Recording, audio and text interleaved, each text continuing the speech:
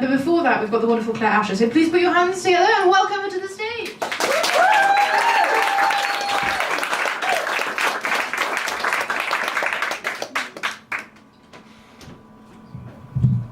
Hi everyone, I'm Claire and I'm a recovering academic. So I did my PhD studying ants, the behaviour of ants specifically, and the question I get a lot is why? And I'll admit that's a pretty good question. During my PhD I discovered that the species of ant I study spends about 60% of its time idle, just sitting there doing fuck all. And so as the PhD student charged with recording their behaviour, so did I. It's not a terrible way to make a living, but the thing is that ants can afford to sit around being lazy because their colonies are amazingly efficient. Nothing like human societies at all. They are really making us look bad. And this got me thinking, maybe our biggest problem isn't, the threat of nuclear war or our crumbling economy or that hyperactive orange man in the White House. Maybe our biggest problem is salad. And I say this as someone who has a personal vendetta against salad. It's absolutely fucking everywhere, right? Lurking in every supermarket bought sandwich, taunting you from the side of every pub lunch, withering beneath every takeaway spring roll. I mean, it's fucking everywhere. And it's utterly pointless. Never has so much fuss been made about a piece of food that 95% of people don't even eat. But I just want to be really clear, it's not that I'm prejudiced against vegans and vegetarians. Some of my best friends are vegetarian.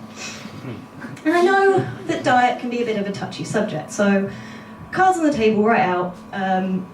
No matter what your dietary choices are, you're probably at least one order of magnitude saner than I am.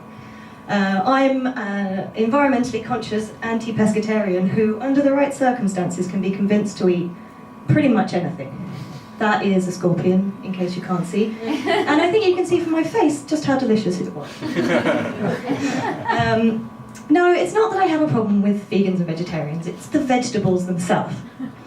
I mean, tomato shoves itself into sandwiches where it's not asked for. I am so sick of people adding avocado to things. And don't even get me started on broccoli. But let's be specific, I'm mainly talking about lettuce. Lettuce is by far the worst offender. It has virtually no taste, okay, if it's good lettuce it might have a bit of crunch to it, but it's mostly just there to make you feel like you ate something green. Or more accurately, most of the time, it's just there to make you feel like something green was adjacent to your food. It's like the gherkin in a McDonald's, right? It's just there for show. And according to the Lettuce and Legume Society of Greater Britain and Northern Ireland, 74.3% of all lettuce leaves get thrown away with little more than a glance.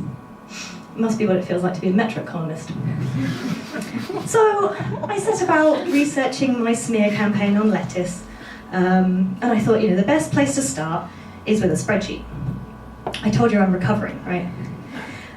So I did my research and I looked up the nutritional values of different kinds of food and found out the latest stats on greenhouse gas emissions and water consumption and waste, and I did some maths, because that's just how exciting my life is. And you can see my lovely spreadsheet here. Don't worry about reading it, but anyway. So lettuce is almost entirely water, right? So I figure it must take quite a lot of water to produce. And now you're all trying to read it, so I'm going to make it go away. But it has virtually no nutritional content whatsoever. So I looked this up, and 100 grams of iceberg lettuce has 14 calories in it. And 100 grams is quite a lot of iceberg lettuce.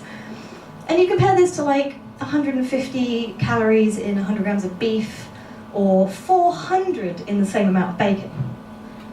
But if we just look at water consumption, bacon is actually less resource intensive. So to make 100 beef calories, you need about a cubic metre of water. I'm going to say that again. 100 beef calories requires a cubic metre of water. But we knew this, right? Eating beef is worse than driving to the corner shop to buy milk in a tank. But bacon calories are a lot more efficient, right? So they need about 1/10 as much water as beef calories do. And lettuce calories are actually less efficient. So the bacon in your BLT might actually be better for the environment than the lettuce. And then we go and we waste a huge amount of the salad that we produce. And I'm as guilty of this as anyone. I never order salad, but there it is, mocking me from the side of my plate, or the side of the stage. And I've come to realise recently that I care way too much about what other people think. So since I realised the environmental catastrophe that is salad, I'm not proud to admit it, but I've become a salad sneaker. I feel so guilty about the wasted salad on my plate. I have to get rid of the evidence. I have to get rid of the evidence of what a bad person I am. So I sneak the tomato out of my sandwich when no one's looking. I slide my lettuce onto someone else's plate in the restaurant. I set up a salad smuggling ring to get the lettuce out of the country. What was I going to say now? Oh yeah, because I'm here to tell you, ladies and gentlemen, that lettuce kills babies. And I wish I'd known this little nugget of information last year when I inadvertently became a covert operative at a vegan festival. So my friend Julia, my best friend, the vegetarian, she took me to a vegan veggie festival at the Excel Centre last September. And it was really strange to be in the dietary minority for the first time. And they had all this propaganda about how, eating one steak is like murdering 100 children, you know the drill. And they had all these stalls selling vegan cheese and pretending it's not like eating stale chalk. And they had some events and talks on, and one of them caught my eye. Vegan bodybuilding. I thought, vegan bodybuilding? Is that a thing? Isn't that a contradiction? Obviously I had to go along. But to give credit where credit's due, those vegan bodybuilders did have one thing this meat eater doesn't. Upper body strength. I don't understand. It's not like I haven't been working out. This is 30 years of intensive cardiovascular bacon sandwich eating. But while the bacon may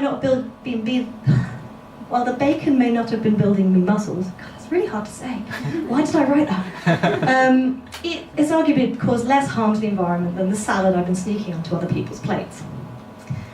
So I think that you can all see that lettuce is our greatest problem. It's certainly my biggest problem. But I'm being kind of stupid because nobody's getting all of their sustenance from just one kind of food. No matter how much you love bacon, you're probably at least eating ketchup and bread as well. But studies have shown that a bad vegan diet can be just as bad for the environment as an average meaty one. It's more about where your food comes from and how it's produced than whether you eat brie or not. And studies have also shown that if we actually ate what the government recommends that we eat, the effect on the environment would be much worse. Because it turns out we are still not eating enough fruit and veg, guys.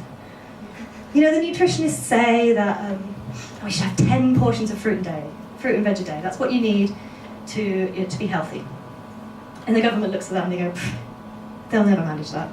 We'll start them off with 5 and we'll see how they get on. And most British people still take that to mean 5 glasses of fruit cider.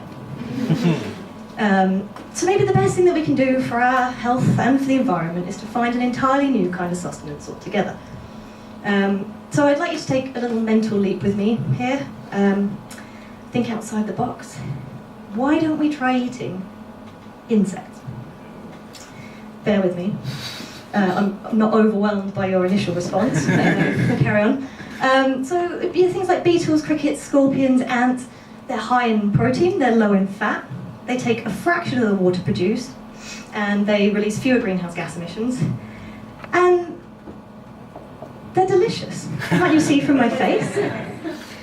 But if you're not convinced, then here's a few things that might help. Have you ever eaten crab, or mussels, or prawns, or snails? Well, shut the fuck up, that's just as weird. If not, then just think of insects as crunchy on the outside, smooth in the middle. Just as delicious as an armadillo, but twice as good for the environment. Ladies and gentlemen, you've been a brilliant crowd. I've been Claire Asher. Say no to salad. Thank you very much. Good.